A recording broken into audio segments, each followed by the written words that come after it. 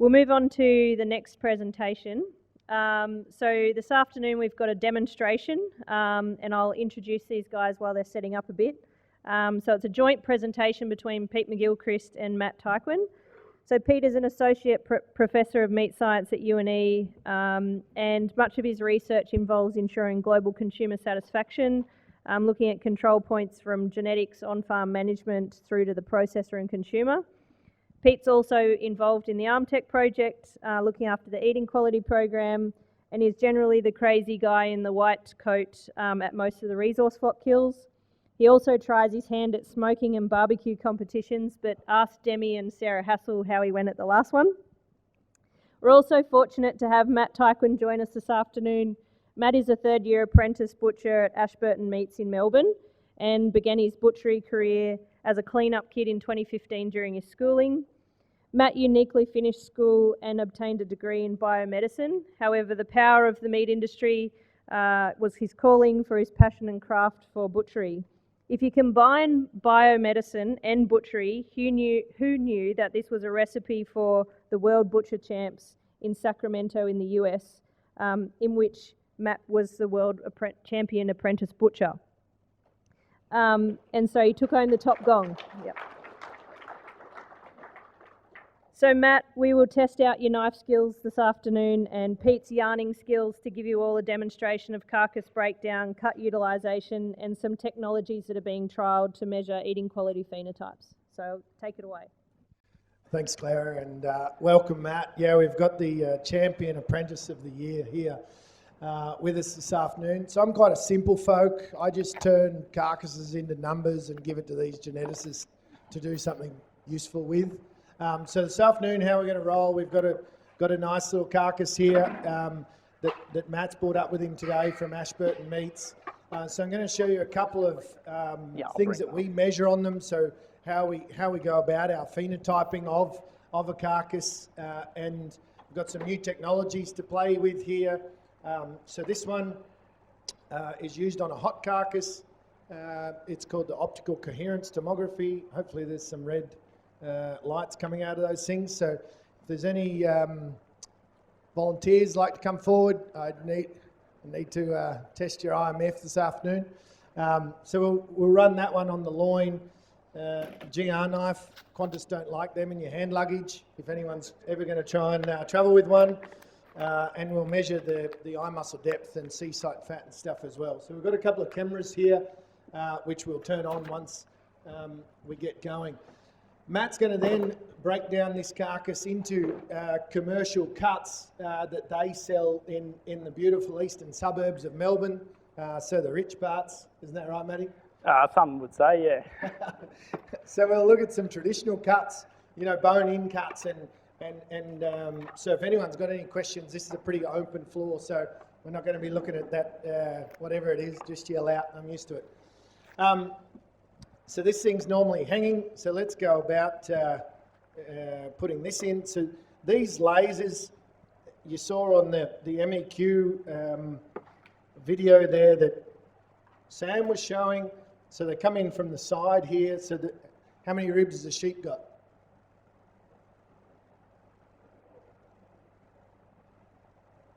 How many, Isabel? Good one. That's right, about 5% of yours have 14 ribs. Most have 13 ribs. Did you know there's genetic variation in rib number? There is. Who would like an extra chop in every lamb? Yeah, me. No one else seems to care, but 14 ribs would be good, right? So we can put that in the side. This is clearly not a hot carcass. And then when we pull it out, they'll pull that button and you can see the lights there on the side. So optical coherence tomography is basically like an ultrasound, but you're going into the muscle. So as you pull that out, it's looking at the margins between muscle and fat. And it also measures how quickly it emits light. So it can account for how fast you're pulling that device out. This has come from the medical industry. So has anyone had a brain operation? That's good. I wouldn't recommend it. But this technology is used in brain surgery to look for the margins between white matter in your brain and blood vessels. Because if you're having a brain surgery, you don't want to nick a blood vessel. Yeah? So this technology looks for those margins. So he said, right, if you can look for the margins in someone's brain, surely you can tell us how much marbling's in the back of that lamb for us. And so this has come out of the medical industry. It's developed by Mini Probes at Adelaide Uni in South Australia, and thanks to Linton for bringing this one across from South Australia for us. So I'll leave that out here and you can play with that, but this will be at chain speed. So they've developed it so it's very lightweight. It's just connected to my battery pack here, but it'll be connected to its smarts, which are much bigger than that. And so they can do, 12, 13, 14 a minute, however quick it wants to go and spit out an IMF. So it's been in development phase. All of these needles, one learning from ArmTech is every time you change something in the hardware of these technologies, you need to throw out all the data you've already got and you start again at zero. So this company has put a lot of effort into developing their hardware first. So all of these needles have actually been all engineered by a computer. No one's glued bits together or whatever. So they're all exactly the same. And if one breaks, they can simply replace it. All right, so that's that bit. How many ribs has this one got? We'll find out. Actually, 2 weeks ago, I actually dealt with one with a rack with 11 chops on it. Oh, Yeah. ripped off. Yeah. Genetically, we should make them all with 14, right? Yeah, tell me about it. Yeah. We've collected a bit of data, haven't we? Hey, Greg, how much data's sitting there? I've counted many ribs and submitted much data about rib number. And has anyone done anything with it? Yeah, Brownie? Yes. I do. Let's just go with this one's got 13. He's quite a normal folk. So the GR site, for those of you who don't know, is on the 12th rib here. And so you go to the midline, which is there, and there's a nice little line on the back here around to that 12th rib. And then we go in there. I'll get you to hold this. It's a good way to stab yourself when you're not wearing cut proofs. Oh, no rib there. There it is.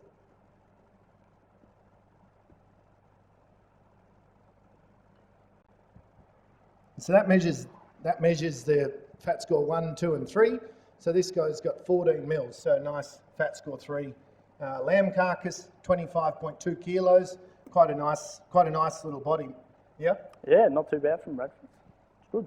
So what do you look for when you get a bunch of lambs in? What drives value in your business? Well, ideally we work with anywhere between 20 to 22 kilos of lamb, but for our purpose we got a bigger lamb for display. So yeah, look, this is probably a bit big for the shop for us, but yeah, overall the quality's pretty good, I reckon. Yeah, and good. Yeah, be happy with it. So at the carcass level, we take measurements on number of ribs, GR, so he's 14 mils, and carcass weight. And if we've got a hot device, we'll take IMF then as well. And DEXA, while it sounds fancy and everyone talks about it, it's not a spectator sport. It just goes through a room that you can't even go into because there's x-rays in there, and it comes out again. Like, it's the most boring thing you've ever seen in your life. Anyway, All right. Fire away. Well, to begin, we always take the forequarter off in the shop. So ideally, we'd love a bandsaw just to be nice and quick, but we're going old school, so we're using a handsaw. So we count between the 4th and 5th rib. So just, yeah.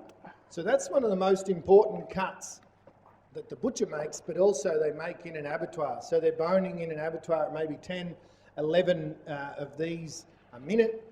And someone just throws those through the bandsaw, and you hope you get it between the 4th and 5th rib. That's right. Why, Matt, does it make a difference where you cut those, and why do some companies use robots to make that cut? Why is it particularly important? Because your forequarter runs into your rack, so everyone knows your lamb cutlet, obviously the money chop, so obviously you don't want to take too much of your rack away from your shoulder. Well, really, so, yeah.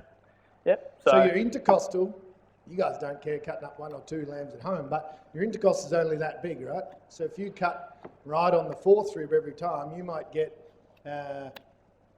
let's say, 15 grams, 20 grams extra on your rack for every lamb. So that's only one bite. But if you're doing 10,000 of them a day, soon adds up. What's a rack worth? Oh, should I tell you what we Yeah, charge? tell us. Tell us commercially what. So what we charge $5.50 per cutlet. So a rack of 8 would be $44. Yep, cool. Yeah, so $5.50. it is. Yeah, like it is worth it, but. You want me to hold a lamb? That'd be ideal. My kids call them lamb lollipops. Yeah. On the table. Yeah. Hang on. That's right. Careful.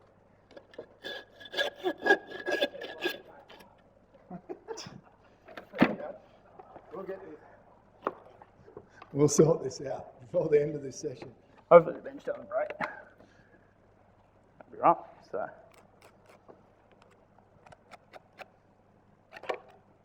So in a butcher shop, really, because butchers aren't as smart as you guys in here, we just look at this part here.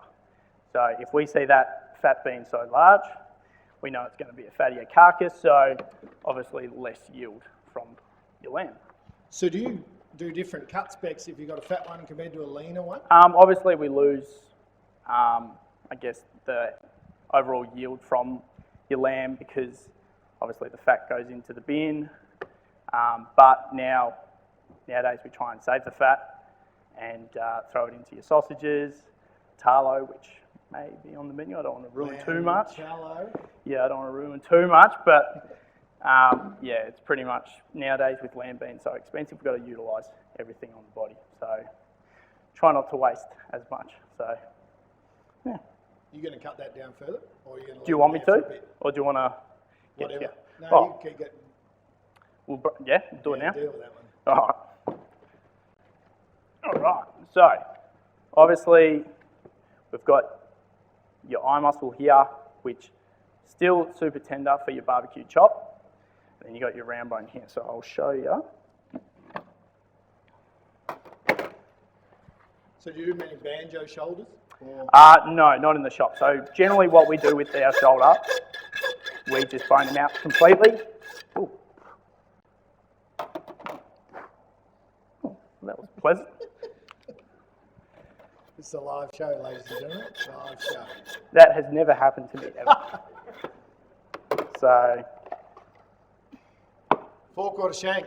yep. So we actually sell these. So we don't do the hindquarter shank because we find there's better value in boning it out and rolling into your legs. So pretty much we bone out the whole leg and use the bones for either stock or for your man's best friend.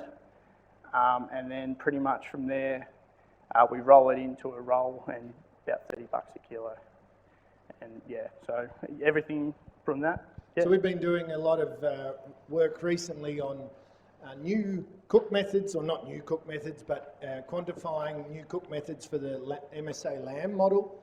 And some of those were slow cooks, and the 4/4 shanks and hindquarter shanks certainly were tested in that bit of research. And the hindquarter shank is just a couple of points in front of the 4/4 shank. But when we cook lamb in a slow cook method, a lot of the parameters that we know that affect meat when we grill it didn't really have an effect much at all. So, marbling when you slow cook a shank didn't matter too much. So all the shanks were pretty similar, and it reduced our variation that we see in grilling cuts right down to pretty much nothing. And so shanks were running in the high 60s, 70s points across that project. Thanks, Pete.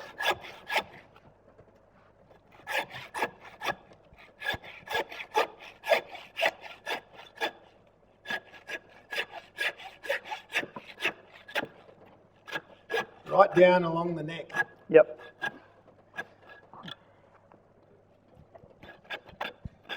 No one likes any rosette chops anymore, neck chops. Not anymore. Not anymore. Not for us anyway. When we used to cut up some lambs at home as kids for our cousins in the city, we'd always stick the neck rosettes in the chop box, in with the loin chops. We asked our cousins one day, "How were those chops?" And they're like, "Yeah, they were great. Those round ones are a bit tough." Apparently neck chops are no good for grilling, but a little too high in connective tissue, right? That's correct. So pretty much... We're going to see that on the menu tonight, some neck. So Yep. So I'll take the neck off for you.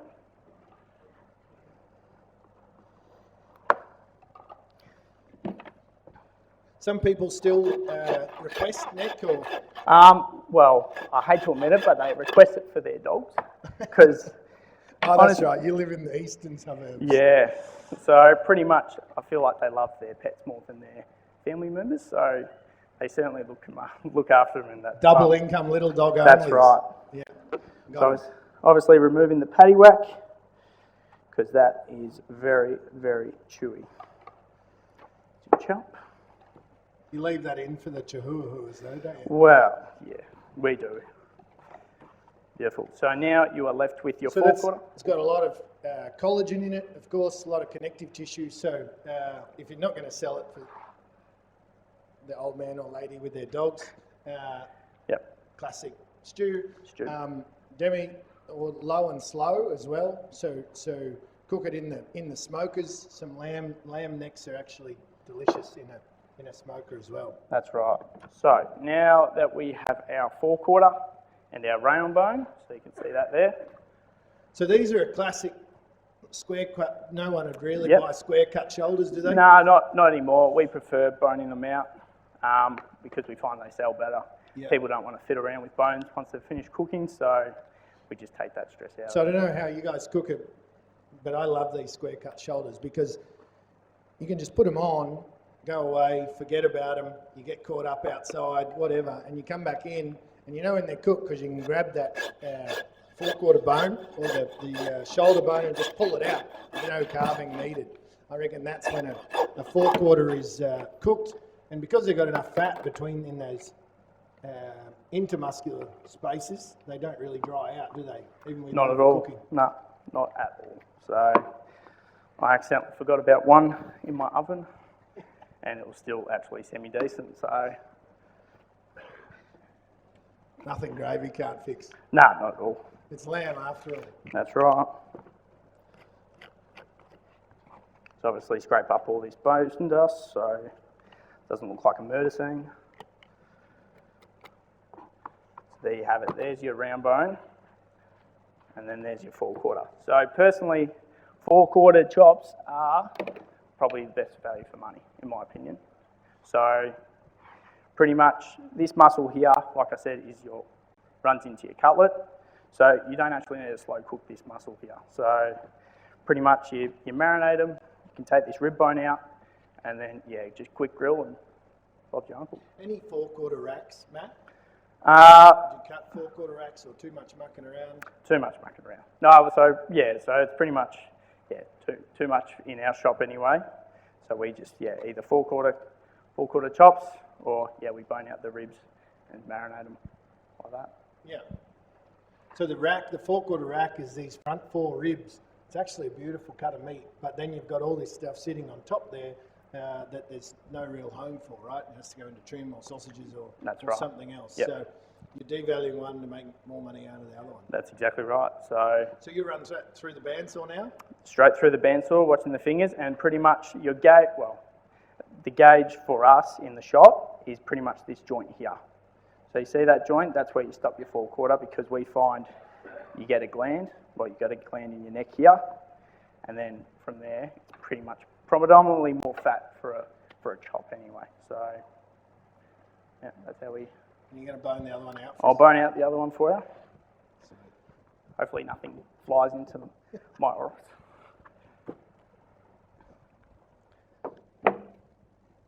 So it's all about yield. When you get a lamb carcass 25 kilos, how much is your kind of KPI of selling of that 25 kilos? We like to use all of it minus the patty whack, obviously. Like we could sell the patty whack to our lovely friends, but for us, that's pretty much the only waste we get because all the ribs we save for stocks, dog bones, you name it, the whole lot. And you make your own stock? In the shop we do, So we've got our own little kind of cooking facility there, so we just kind of render down all the fat and whatnot in the shop. So, and then we on-sell it to the customers. So yeah. Zero waste. That is Zero the beauty waste. of lamb, is you get to sell a lot of bone with the retail cuts That's right. compared to beef. So does anyone else break their lambs here? Or do you get a butcher to do it? Yeah? How am I doing? They said slow. No, Oh. just kidding.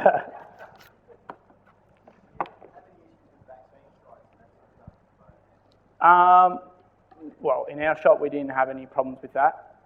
Wait, did you say, sorry? Vaccine sites, Vaccine. like lumps in the neck or anywhere where they've been vaccinated. Typically, they'll be cut out as a standard Osmeat trim at the processor level, yeah, before they get to these Yeah. guys. No, I have not seen that at all. Yeah. So I was thinking of the COVID vaccine. I'm like, Yeah, that caused all sorts of issues in Yeah. Victoria. all right. So I'll take this brisket off. So going hard along these rib meat.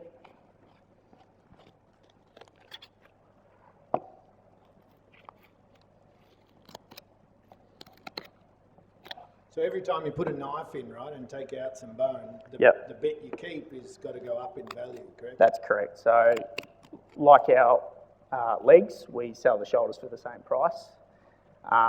And there has been no issue in on selling that at the same price. Because generally, forequarters are cheaper than legs.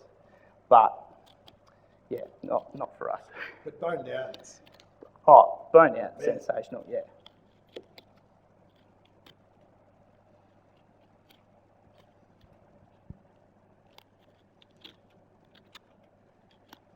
what do you do with this bit, the forearm bit? What do you do with this bit? So pretty much, again, casseroling during winter, we cut these a bit thicker, so you probably get 2 or 3 chops out of that. I'd probably say 2. Or in summer, like we pretty much, cut it nice and thin, so just a quick grill, and then we can sell them as marinated chops, especially during spring lamb. Yeah, great. So a lot of processors will take this breast off, the brisket off that Matt just took off there. Typically used to go to Papua New Guinea and cheaper places like that. Now, of course, China's taking a lot of the fat trims and breast and flaps and things like that out of any plants with a China license. Dog. My poor boning skills, more meat for the dog. Nah, but you can definitely use that for stock. You get some nice meat in it as well. Okay, what do you sell dog bones for in the eastern suburbs of Melbourne? We sell for a bag $5, which is, Cheap still. it's actually not too bad when I've seen other shops sell literally 2 leg bones for $5. I'm like, oh, we're not too bad. So, but yes, we're right for our dogs. So you can fleece out the intercostals here if you really want to be got the time and want to use every little bit. Otherwise, you can throw it into your stock and get plenty of meat out of it. And you're good at that because that's the apprentice job? Correct. Yeah. Yep. We get the not so fun jobs sometimes, but yeah. So Third year now, you must have. third year, You must have delegation we've got responsibilities a new apprentice now, so the jobs aren't as bad now. So but I get looked after pretty well. Did your cred go up when you won Apprentice of the World? Yeah, it did. It did. Yeah. So I've definitely been looked after in that department. So that's the chuck coming out there now. Yep. If anyone's accustomed to beef cuts as well. So a lot of beautiful bits of muscle in there. Certainly really good roasted. All that makes the 4/4 rack as well. If he hadn't taken the ribs out, that's the bit that he's rolling out there. That chuck is on the 4/4 rack. Absolutely superb bit of meat. Probably one of my favourites actually, the 4/4 rack. it's good. It's annoying to get. It is. I'm just deboning the scapula from the lamb shoulder. Now, lucky I'm wearing a mesh glove. I am guilty, I don't really wear it at the shop, but I feel a lot better wearing one. Obviously, safety number one. Table. You've got to be safe. Yeah. So obviously, nearly finished. So that bone, once the forequarter's nicely cooked, that scapula will just actually pull straight out. All the meat will shorten off it a little bit, and you can just pull it out. It takes a lot of effort to get it out otherwise. So hopefully, should just pull it like that. Try not to leave as much meat on the bone. So that's the chuck tender under there and the oyster blade. So two beautiful little cuts of meat. Should be called the chuck not so tender and the oyster blade. Oyster blade? What's it? Oyster blade, oh, yeah. So now you roll all of that or net it? Or Well, first I'll take out the gland. So there is a gland located in here, which is from that neck. People don't like eating glands. Oh, look, they're not my first choice. I'll show you. So, What gland is that? The popageo gland, I reckon? that's your gland in there. Show that. Oh. Oh. I don't know if you can see it very well, but Down a bit. down a bit. There you go, just all in there. So that, in the bin. Oh, waste. Or waste. But yes, so then from here, obviously it doesn't look too pretty, but we'll clean it up. So I've just got to take this remainder of the marrow out. And so, like, lamb's never going to win the battle on price, right? No. So how do you deliver value to your customers out of something like the four-quarter roast? Well, we find if we bone it out and then dice it for convenience, we can increase our profit margins like that. You throw some veggies in there, you know, things that go really well with lamb, like, you know, your celery, potato, onion. Throw it in, throw a marinade in there in a bowl, and you just tell them how to cook it. All they have to do is literally put it in the oven, because you've already put, you know, your foil containers and whatnot into your pre-made dishes, and then, yeah, and you can charge, well, not whatever you like, but yeah, obviously you can increase your profit margins like that. So As Warren Buffett says, price is what you pay and value is what you get. And so we never, yeah, go for it. Has anyone got any questions? No, they'll put their hand up. Yell out. I'm not quite sure how to frame this, but you said earlier about the percentage of that lamb was pretty high in the amount of bone compared to beef. What's the difference in percentage? Yeah, good question. So beef cuts, bone is going up. Of course, now we're selling more tomahawk steaks and OP ribs, but before they weren't really a thing, before they were fashionable, it was really only the short ribs and, you know, the old Y-bone blade, but as we get bigger and bigger carcasses, they're going out as well. So really the only bits of bone we sell with beef is some T-bones, so the spinal process, maybe some blade bone on your Y-bone steaks, and short ribs and OP ribs. So a lot of beef comes off the bone, so there's about 21% bone in a carcass, and in lamb we get to sell, well, Matt sells all of it, but not as dog bones, you just sell all of it as dog bones, but typically in a traditionally cut lamb, we'd sell 100% of that bone. So now if he's boning this out, we've got a couple of bones there going into stew and soups and stock and things, but he might still sell 15% of that bone that's in that carcass. So if the whole carcass is 20%, a lot of that bone goes out with those retail cuts. So it's just the size of the cuts, and then that, you know, people understand that with lamb, you get bone. Like my kids ask for the lamb lollipops, which is code for cutlets, $5.50 each. Glad I don't live near you. Pete, we've just had one come through Slido. Is the number of ribs and loin length, have you looked at any link between those? I'm guessing they'd be associated. We've definitely collected loin weights, so we'd have that data there. Whether we've ever looked at it or not, Brownie?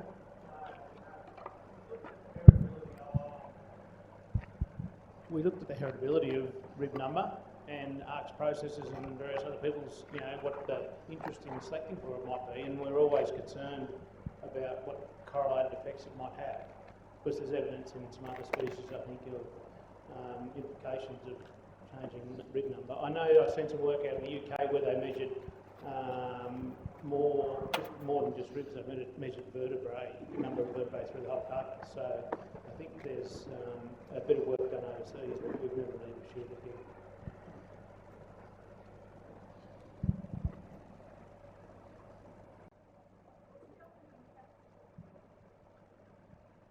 Matty, that's a you question. What's the optimum fat score from a butcher's Fat point of score, well, to be honest, we look between 3 and 4. Yeah. Well, we try to. Obviously, it's up to the abattoirs what they send us, but yeah, most of the time they're on the money with their. Look, we've seen the in recent years when supply's been very low, the grids on lambs have opened right up in terms of weight and fatness. Now, as supply increases, we've seen supply come on a little bit. I think we'll see those grids come off a little bit. Like fat score 5 lambs, we haven't been seeing any penalties for those. But we might see a bit of that penalty come sneak back in for fat score 5s. But you don't want 1s. You don't want fat score 1s because fat score 1s don't really have enough fat to set on a nice chop. It's still a bit sloppy. So same in very high yielding carcasses, like when we get above about 61% lean meat yield, it means there's not much fat there either because it's just a percentage of the total. So you need a little bit of fat to set that nice chop for these guys to display or retailer to display or anyone to display. So really high yield is not valuable and really high fat is not valuable. So you've got to pitch in that middle kind of fat score 2 to 4 is a pretty nice good place to be. So roast that. What internal temperature can you get a shoulder roast to? It's not as if you've got the time, 4 hours at 140. 4 hours at 140. And then what I do the last 20 minutes, literally, I have it in foil for your 4 hours. Last 20 minutes, take it out of the foil and turn up your temperature to about 180, 200 degrees. You get a nice kind of brown, crisp on your lamb shoulder. It's beautiful. Maillard reaction on the outside. Yeah. So it's certainly not as sensitive to internal temperature, the forequarter, as the hindquarter. You don't want to overcook a top side. It's not good anyway, let alone when it's overcooked. Not at all. So, but you can't really overcook a forequarter. Not at all. Do you season them? What else would you do to that? So we use rosemary, thyme, bit of lemon. We've got lemon, garlic, and oregano. We do you ever stuff them? Or? Yeah. So actually, Christmas time I had to do an apricot and macadamia stuffing, which wouldn't be my first choice. I'd do like a spinach and pine nut, but do what the consumer wants. So yeah. So do you ever sell anything like that without stuffing? No, this is a bit of an exclusive. So generally we don't roll it, we just leave it in a vac bag ready for the consumer just to take and pop in their oven as such. So you don't, look, if you're going to kind of put it on a rotisserie of some sort, this would be great, being wrap rolled, but yeah, as is, perfect. You don't need to do it. All right, let's move into to the next bits. Move these out of the way. So what would you like first, Pete? Like the legs off? Whatever you want to do. All right, so in the shop, we take the legs off and leave the chump on your loin, but some butcher shops actually take the chump off and bone it and roll it into your leg. So what my guide is literally 2 fingers from the pelvic bone. I don't know if you can see that bone in there. Literally 2 fingers from there. You just mark it.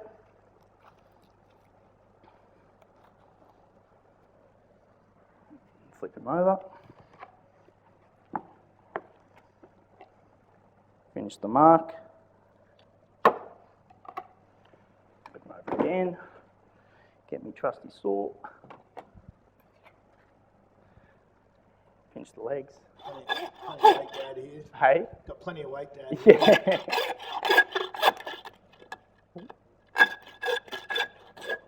Need to do park run with Julius more often. So there you have it. There's your leg. And as you can see, that's the beginning of your chump. So I'll scrape the... So this is about, we not that long ago, we used to average lambs around 21, 22 kilos. I think in the last financial year, our average lamb weight, and maybe Sarah even quantifies, about 24 and a half kilos. So this is about average now for Australia, which is fantastic. And we're seeing some processors requesting those heavy lambs, 30 plus kilos. One processor in New South Wales, they averaged 32 kilos for 1 month last year, for a whole month of kills. And so when you want to average 32 kilos, you've got to have the genetics that they don't get way too fat when they're getting to those weights. So this one's nice, fat score 3. 25.2 kilos is its ideal turn-off. Yep, beautiful. So traditionally, that leg there for your evening meal is now a bit too heavy, right? It is. For your So customers? yeah, so obviously our market is a lot of older people, so they don't eat as much. They don't have families of 10 to feed. So pretty much what we do, we then break it down into its primals. So, I'll begin. So I'll take the tail off, which I've already done. There's a bit of consumer research from a couple of years ago now, 2020 from MLA. There was about 50% of people spend less than 30 minutes preparing their evening meal. And Claire has joined the parenting club, and many of you have had kids before, and you know what it's like. You pick up the kids from daycare, and you have about 29 minutes before they turn into gremlins if you don't feed them when you get them home. So it's real, right? And that speed at turning off or preparing dinner is very important. And so value in what you're saying around those stir fries, you've already got the veggies in there. Yep. It's already chopped up. You basically take what you've given them home, throw it on, get some of those noodles that are ready to go, put them in some hot water and done. So you're helping that. No longer, we don't have anyone at home for 3 hours cooking us a leg roast. No, not anymore. So literally stir fries being, a 10-minute job, already done. You don't need to worry about getting veggies. You're literally one-stop shop. How much for a leg roast if I came in today? Leg roast, $21.99 a kilo. But yes, again, you can value add it, and we sell stir fries for $29.99 a kilo. So you're getting money return on your veggies, obviously increased lamb profit, and you get money from your bone. Pop quiz. What cut did Sam show us that we've done a lot of eating quality tests on out of the leg? No one was watching you, Sam. This leg, meat-wise, Like a 25 kilo lamb, what would the leg roast? this one with the bone would probably be about 2.7, I reckon, 2.8. No, boned out. Oh, boned out? Oh, probably Let's go. about 2.1. We've got to wait. 2. What was the cut that we've done a lot of eating quality testing on in the leg? Come on, sure. Top side, yeah. The worst of them. So the worst cut in beef and even the worst cut in lamb is the top side. So in this leg, you've got top side, you've got silver side, and you've also got the knuckle. Now, I reckon one of the coolest muscles in the lamb that we've discovered through eating quality testing with MSA is the knuckle. I call it the third loin. So sliced and grilled knuckle scores about 1 point behind the loin. So you might know round steak in beef, but we'll pull the knuckle out here in a little bit. It scores in the high 60s, very, very similar to the knuckle when you slice it 15 mils and grill it. As a top side, grill, so again 15 mil steaks. Leg steaks, you're in kind of the territory of 52, 53 points. Top side. Top side makes real good schnitzels, Matty. They certainly do. I asked him, what do you do with top side? He said, schnitzels every day. That's right. What's coming out there? This is the top side, believe it or not, coming out. So obviously you clean that up, slice against your grain. So maybe I'll just, go do it. yeah, trim it and show us some. So this is the worst muscle in the body. We've done a bit of testing as well around, lambs and hoggets. And the top side is one of the cuts that falls off the cliff the quickest between our dentition categories of lamb. And so, but we stir-fried some also. So cut it thinly, 5-6 mil. And the top side was quite good. So schnitzels would do pretty well, just like it does in top side. Pete, we've had a couple of questions come through Slido. The first one's for Matt.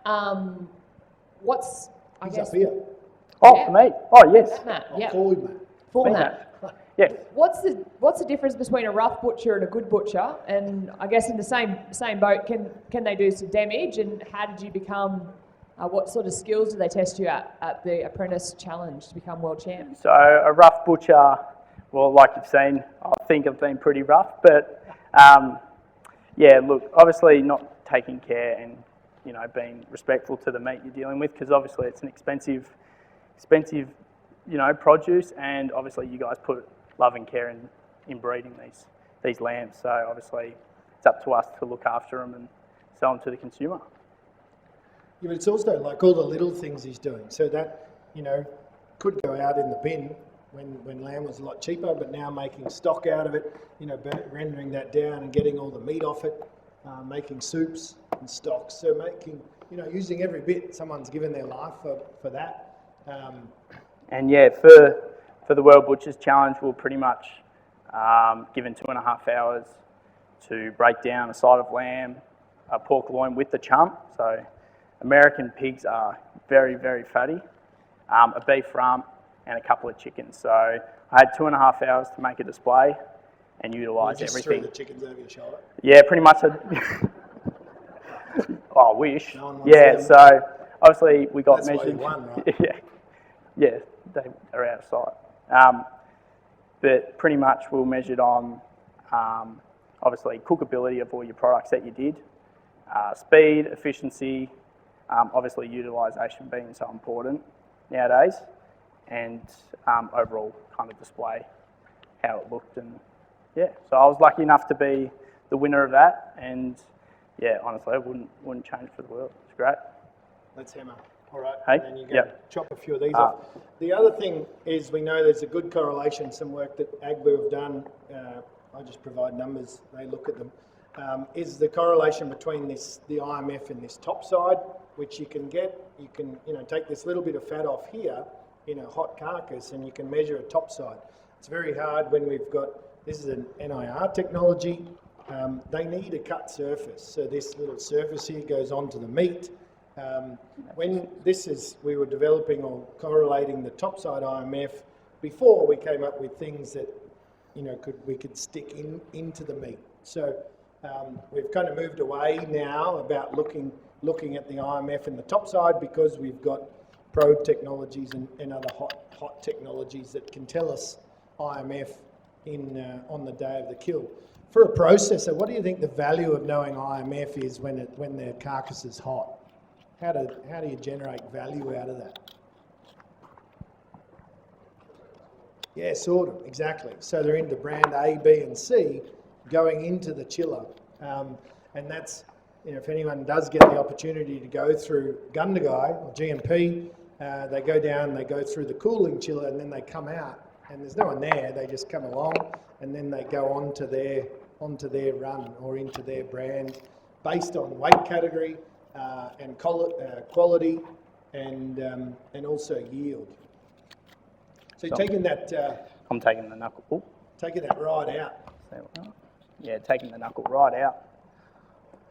There's a little trick to the guys that have already or do break their lambs. Pretty much you just obviously take this little kneecap out, clean that up, and then pretty much in this seam here, I don't know if you can see it, but yeah, you literally just make a little nick along your silver side, and So this is the third loin coming out. you can just Of roll it lamb. out. Absolutely delicious. So lamb and beef also differs in we know that when we roast some beef guts like the rump and the knuckle, they get better. Whereas in lamb, a grill is actually better than a roast. Can you chop me a nice round knuckle steak out of that? I'll face it up. So that is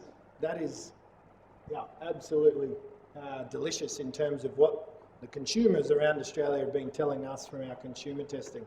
We're not just creating that. So that's the topside schnitzel that Matty's cut there. So nice and thin, because if something's tough, it's tough because there's lots of connective tissue in it. So the best way to value add something that's tough is cut it thin, right?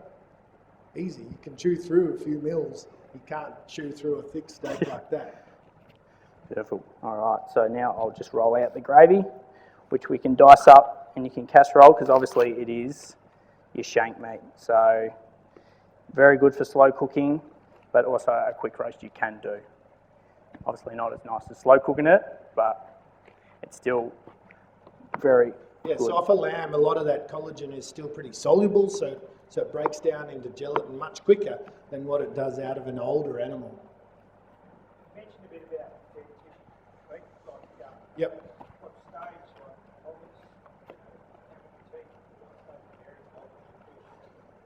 Yeah, so some recent bit of work we did, and I think did I see Sally Martin in the audience? We got some hoggets out of a progeny testing program of that, and we tested all the same cuts out of them as out of lambs.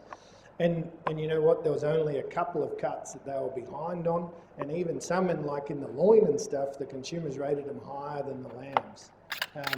So, you know, I think it's still an Achilles heel of our sheep industry. We don't have any classification for 4 and 6 teeth animals. They're just mutton. So you go from milk tooth, lamb, 2 tooth is hogget, which is a terrible name. And then we just go to mutton. So there's this whole category of sheep that have got 4 and 6 teeth that we can't even capture. They're all just hoggets. So a few things. We need a better name than mutton and hogget. So if anyone's creative, come up with one. And we need some more categories of dentition in there. But the holy grail is, and I think we share this aspiration across the industry, is that we should be trading sheep meat on quality, not on how many teeth it had in its goddamn head. So, you know, the quicker this has been a long time coming. Sam talked about the development of tech to measure shear force. You know, that's something we need to get our engineers behind, our young, bright minds, because it's expensive to take meat home. But if we could predict shear force in a hot carcass or even a cold carcass, then, you know, we'd be so much further in front in predicting the outcomes. There's no Brahman lamb, or I haven't found one yet. There's no HGPs for lamb, so we've got a whole heap of production traits we don't have to even deal with in sheep meat. So it's a simpler system, and I think it's got a bright future. If we could sell meat, lamb, sheep meat on quality, you know, that's one of the big jumps we've been seeing, changing from a combustion engine to electrics. Maybe that's it. We've had a naming suggestion for a merino hogget is a prime yearling. Oh yeah? Oh, that's not too bad. Prime yearling. Prime yearling. They used to sell a lot of summer lamb out of Victoria back in the day. Am I allowed to tell jokes about Victorians when I'm in Victoria? Because some are lamb and some weren't. But we all used to go to Queensland, so they didn't care anyway. Sorry, Victorians, in advance. I'll buy you a beer at that.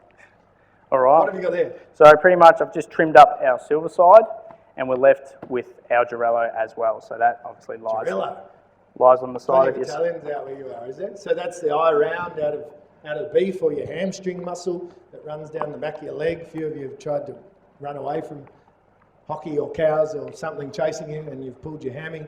That's it. So what's your opinion on it, Pete? I like it. You like it? Yeah. You?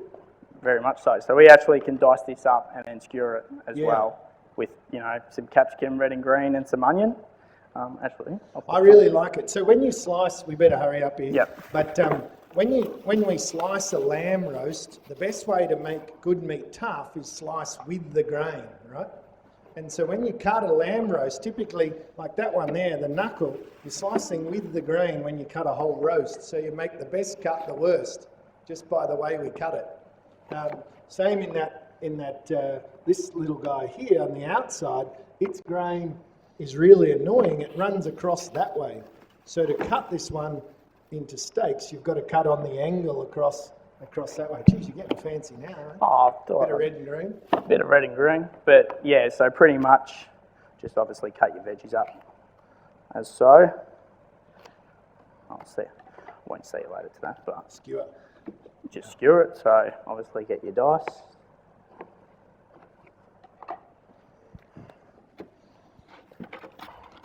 Now for this lamb, you can marinate it beforehand or after it, or just a bit of S&P and good as gold. So literally, Do you ever put S&P on in the shop? yes, just for our butterflied legs that we also do for the shop. So pretty much you just do an onion. So capsicum comes in at $6 and goes out at 22. Yep, That's right. that's a value add right there. Can't reveal all the secrets, can I? Matt, we've had a really important question. Yep. Where did you buy your knife sharpener and how much did it cost? So this, I believe, we got for $210. So, but they are worth it. They're so good, so good. What are they called? Well, we call it Infomercial. a clacker. So, don't know the proper name for it, but so pretty Who much. asked that question? You want to take a picture of it? Yeah. So Someone with we blunt get it knives? from Here he is, put his hand up. CBS is the company. If you want to have a look at that, I believe they're nationwide. So, but obviously, you skewer. Yeah, Grill beautiful. that. Beautiful. How How much kilo? for that? Or we sell it for $29.99 a kilo. Yep. Obviously tearing the stick and whatnot, but yeah. Tearing for the stick. Which butcher ever does that? So, It's value add. yeah, that's right. So what do you do there? So this is an underrated cut as well, the silver side Yep. in beef. So it scores in the high 50 points as a grill. So, you know, that's a good everyday piece of meat. And it's totally underrated, but it's that cut angle that's really annoying about it, isn't it? Yeah, like you can roast it, but for the shop we just dice it and casserole it as Yep. well. Really good on a barbie, but cook slowly, so really low heat. Cook Absolutely. them through to 65 and get into it. Yep. All right. I think we'll leave that one. You might Jump on the good money bits. makers. Yeah. Yep. No worries. The money makers.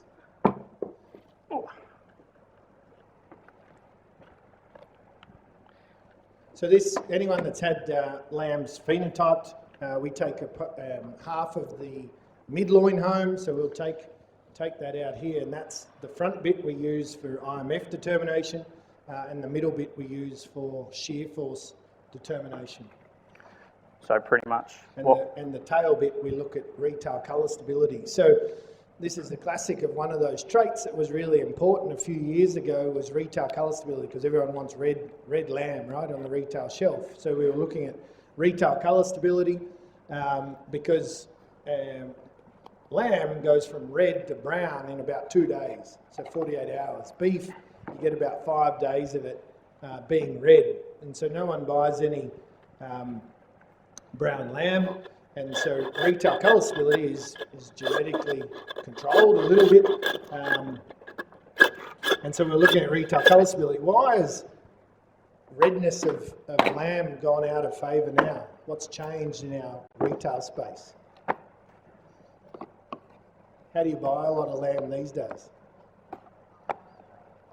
Yeah, vac pack. So it's all purple in colour and it stays purple forever, so it never goes to brown when it's vacuum packed. One of the things we still have to overcome as meat scientists working with our collaborators is we still put our best cuts, a lot of our loin chops and racks, under MAP packaging, so modified atmosphere packaging, high oxygen MAP, which oxidizes the fat and makes the meat tough. We put our best bits of our lamb across most of our big retailers under MAP packaging. So we've got to send the signal. If you go to a retailer and you buy MAP packaging, right on their customer thing because they say, oh, we never get any complaints about it, but it's terrible. So I'm just prepping some lamb You ribs don't get here. that at your butcher shop, no map packaging there. No. Nice Not at little all. ribs. I reckon we might see some of them I believe, tonight. yeah, some are on the menu. So obviously you take your cartilage off your breastplate and then just cut through like that. So obviously, depending obviously on if there's an order for lamb ribs, we generally trim them out and put them into sausages, which are a great value add for the shop. I've heard of some people saving these from summer, from winter time all the way through to get them through summer. Yeah, Correct? correct. So these were never a thing. No, not when at you were all. born. No, but now obviously barbecuing, everyone talks about ribs and birth of the lamb rib. So good. All right, obviously I'll trim this up. We'll get the other wrap off. Take the other. Lamb riblets.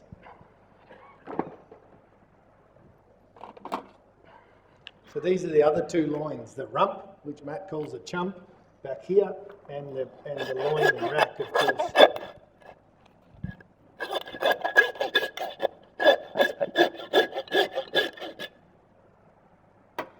Obviously, your other one. So now I will separate the rump, which also I believe is on the menu. Ooh. Yeah, there is a bit of rump on the menu.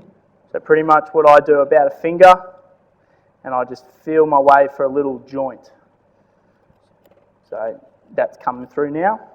That's where I know the chump separates from your midloin. So in all our eating quality testing as well, the rump on a pretty standard animal, let's say 4.2% marbling, the rump is actually the grill cut that eats the best out of the whole lamb. What do you guys call it at the butcher shop? the chump chop, the butcher's chop. The butcher's chop, because that's the one they take home every night. So the butcher's chop, but the rump as a grill comes up trumps in every eating quality bit of testing we do. But as soon as you add marbling into it, the loin takes over. So the loin is very responsive to marbling. The rump doesn't really shift much. As we increase marbling, it doesn't really change in quality that much at all. So yeah, beautiful, beautiful little rumps. Grab me the midloin, then you Yep, take no the worries. So I pretty much feel for that last rib, which is about here, all the way through. For the last rib, all the way through, and obviously connect him on the other side.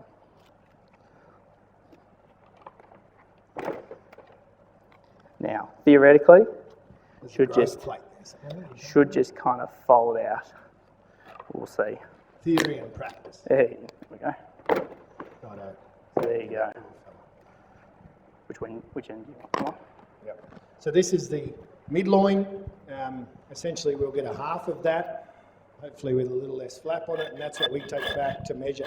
So this is where, so that's the 13th rib, stays on here, and that's cut there between the 12th and 13th rib, and that's where we measure eye muscle depth, eye muscle width, and C-site fatness on. So I'll just do that quickly, and then we'll get an IMF measure on this guy. It's got a little bit. So this is the Soma NIR. So it came out of the tuna industry in Japan because the amount of fat in tuna is really important for the sale price. We said, righto, if you can measure the amount of fat in tuna, surely you can measure the amount of marbling for us. And so we have to take two measures of it. 4.1.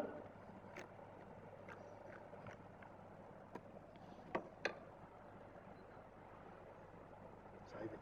That'll be useful data. 4.6. So 4.1, 4.6, 0.5 apart, so 4.4. So that's a pretty typical lamb loin for us. It's a bit warm, so the marbling's not overly abundant,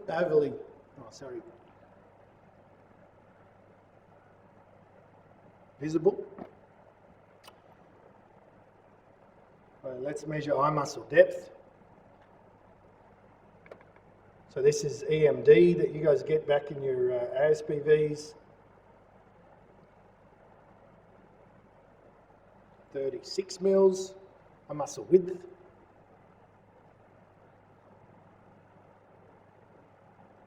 Bit rough. 55, and then C-site fat is 45 mils around from the back of the from the spine around here. And then we just put the calipers on that fat and measured that as well. So that is 4.5 mils of C-site fat. If we bring back double loins like that, we'll measure both sides because sometimes they do vary based on how they're cut and the angle on their cut, and we'll just average the two sides and then submit the average into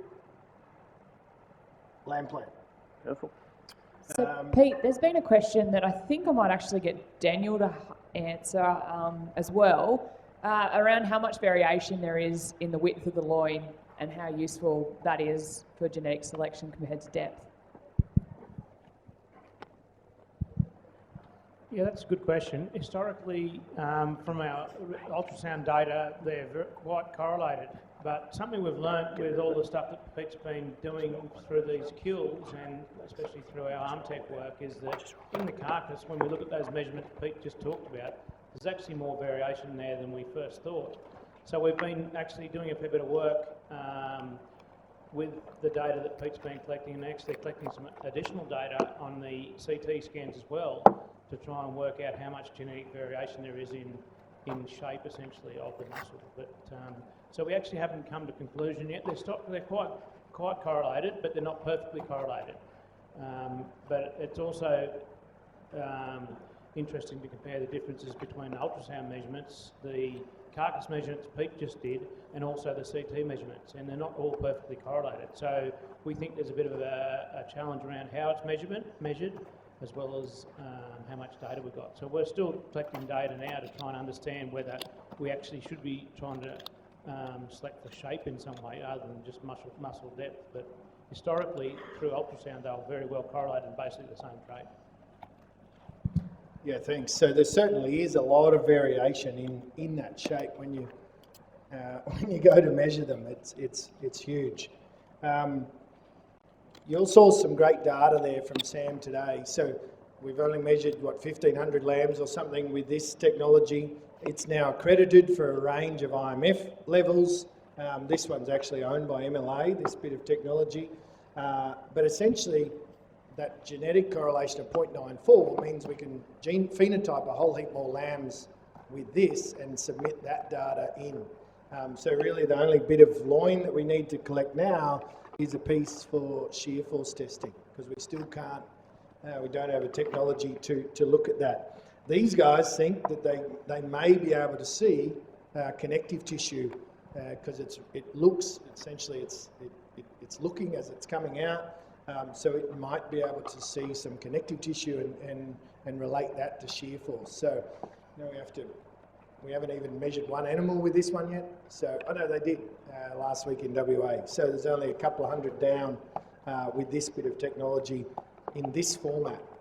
We've had old versions that we know that it'll work, but they wanted to engineer that to make it the final version that would be commercialised before we start collecting data from that. Matt's knocked out here a beautiful little rump.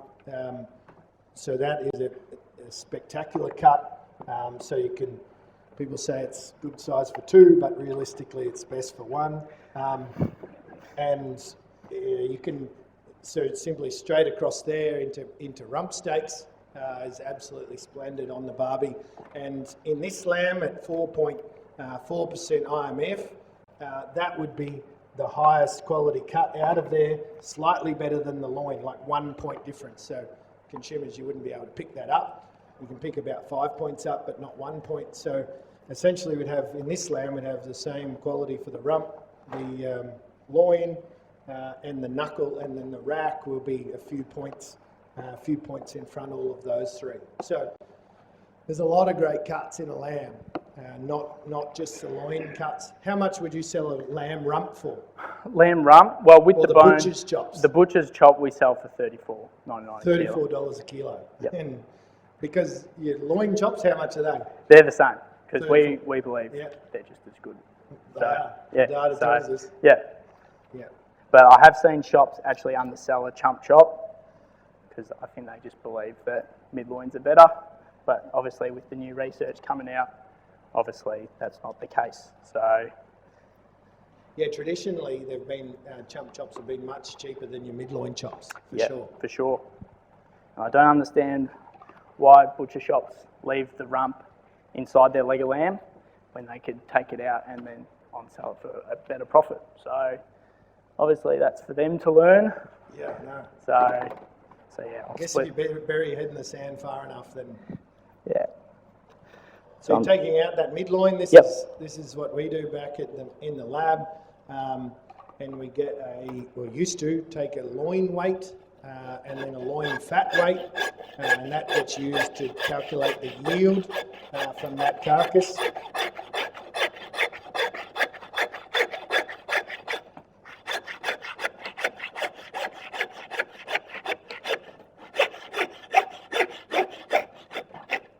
So this little bit that popped out there out of the leg is the butt tender.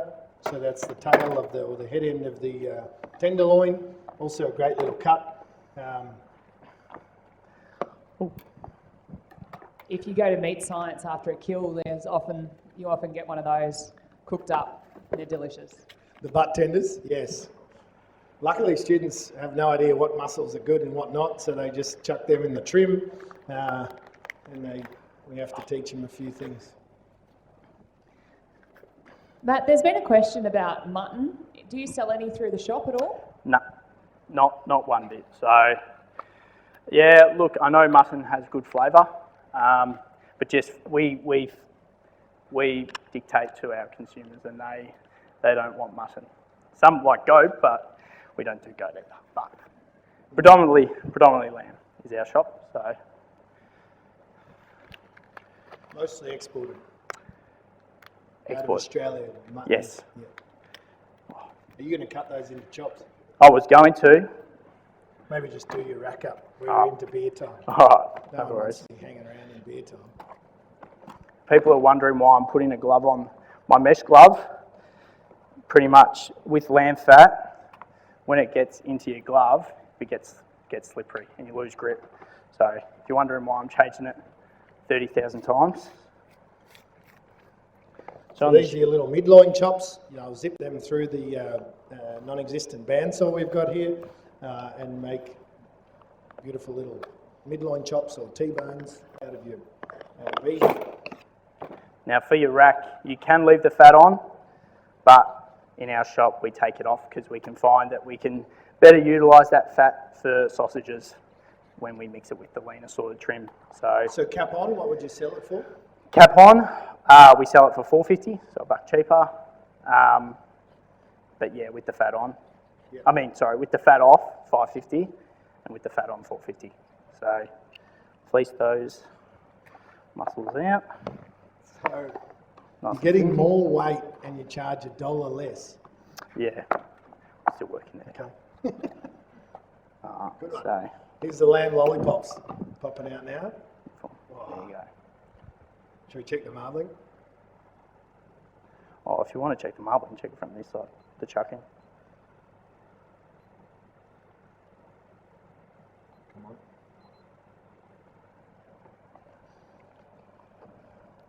$3.7. I didn't hold it hard enough. That's a hard marbling.